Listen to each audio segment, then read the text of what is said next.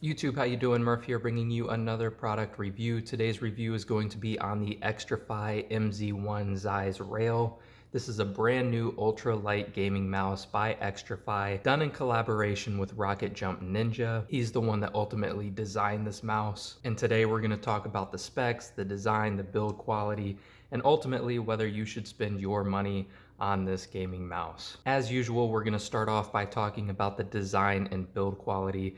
As far as the design goes, you can see here that it's kind of a teardrop shaped gaming mouse with the hump in the back and a nice slope towards the front end. You have your typical mouse 1 and 2 at the top, a DPI, actually this is more of an overall settings button at the top here. We'll go over that in a moment. And then you've got mouse 4 and 5 on the side. As far as RGB goes, they've added an RGB strip to the mouse wheel here, and you've also got some RGB LEDs inside here with the diffuser going around the front edge. And you can also see those LEDs through the top of this kind of dark opaque housing here. And you can also see the Xtrfy emblem lit up there through the back end as well. This is a lightweight gaming mouse coming in at right around 56 grams, excluding the cable. With the cable here,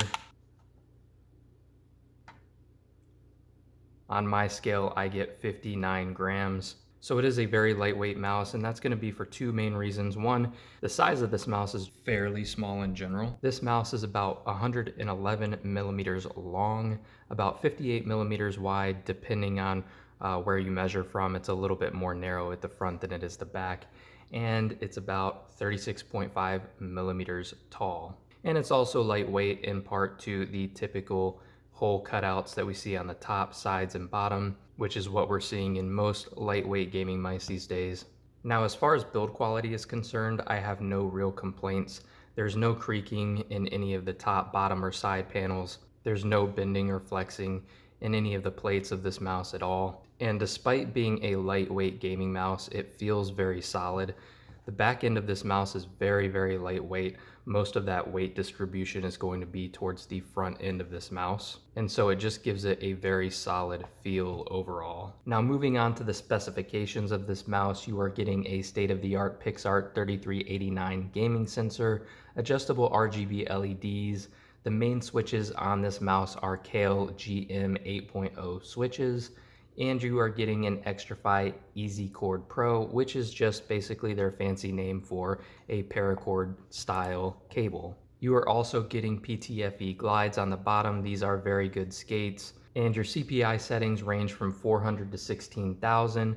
You can get a max polling rate on this mouse of up to 1,000 Hertz. 400 IPS, and a max acceleration of 50G. All of that to say you are getting a very good gaming mouse on paper. How do those specifications translate to real world use?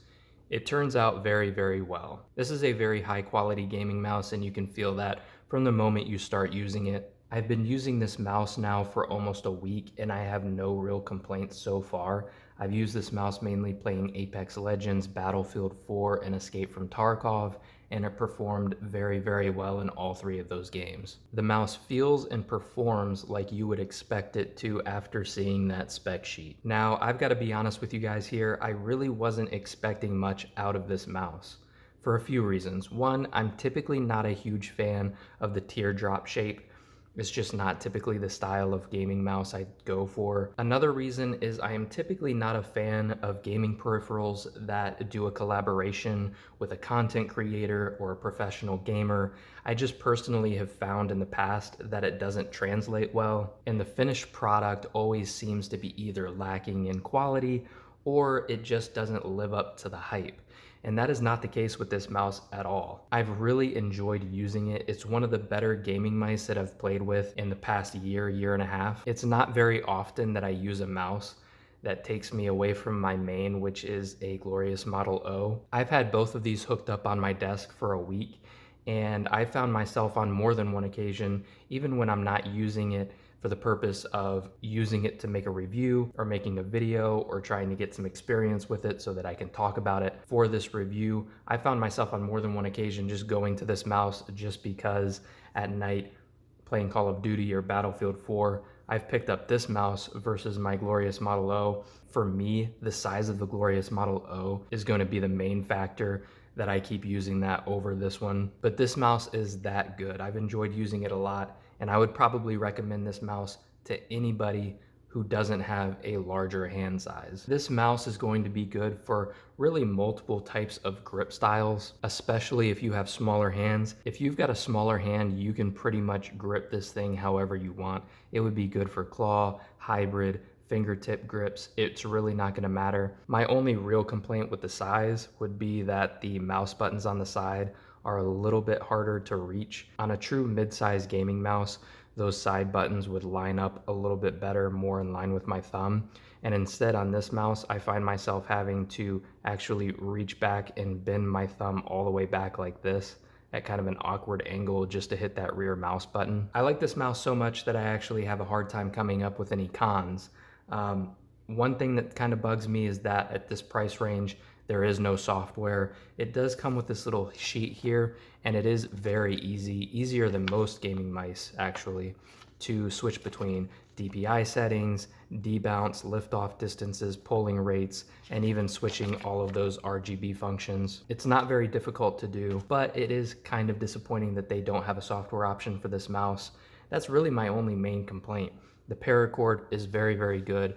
The mouse buttons are very solid and tactile. The bulk of this case sitting in the back that really kind of jams into your palm there.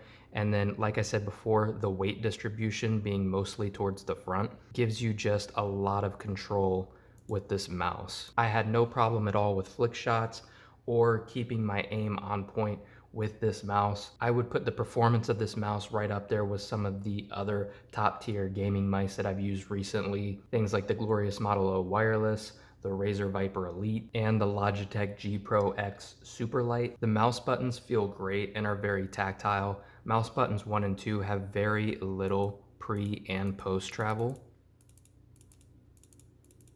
And they're not the lightest to click, but it doesn't take much effort at all. And because of how light they are, as well as the fact that there's almost no pre-travel at all, makes them very responsive and gives you a little bit of an edge as far as speed is concerned. I'll give you a little bit of a sound test now. This is mouse button 1.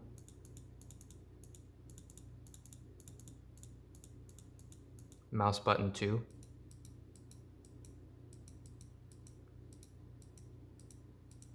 Scroll wheel.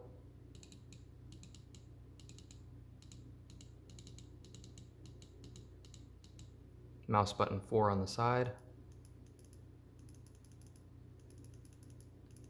And mouse 5.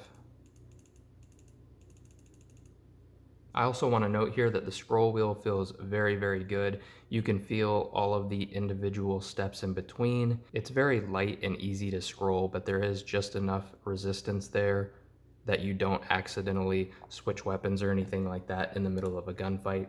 It does take just a little bit of effort to move that scroll wheel up and down. Ultimately, who would I recommend this mouse for? I think it would be easier to talk about who I wouldn't recommend it for. I wouldn't recommend this gaming mouse to anyone with a larger size hand. It's probably just going to be a little bit too small for you and a little bit uncomfortable. Pretty much everyone else I would say I could recommend this mouse to, but I think $79 is fair for what you're getting here. It's one of the best gaming mice that I've reviewed in quite some time. There's just something about the way that this fits in my hand, and that's coming from somebody who doesn't typically like this teardrop shape. There's just something about the way that it fits my hand and how it carries the weight in the front that just gives me a lot of confidence in gunfights. I just feel like I have a lot of control with this mouse. And at $79, there are some other options out there that offer similar build quality and specs. But ultimately, if you buy this for $79, I can almost guarantee you won't be disappointed. It's just really different to a lot of the gaming mice on the market currently, and just a very solid offering overall. That pretty much wraps up this review. If you guys found this video useful at all, make sure you hit that thumbs up button and subscribe if you would like to continue to see other content like this. If you have any questions or comments about this mouse or this review in general, drop them in the comment section down below and I'll be sure to get to them as I can. And YouTube, we'll catch you later.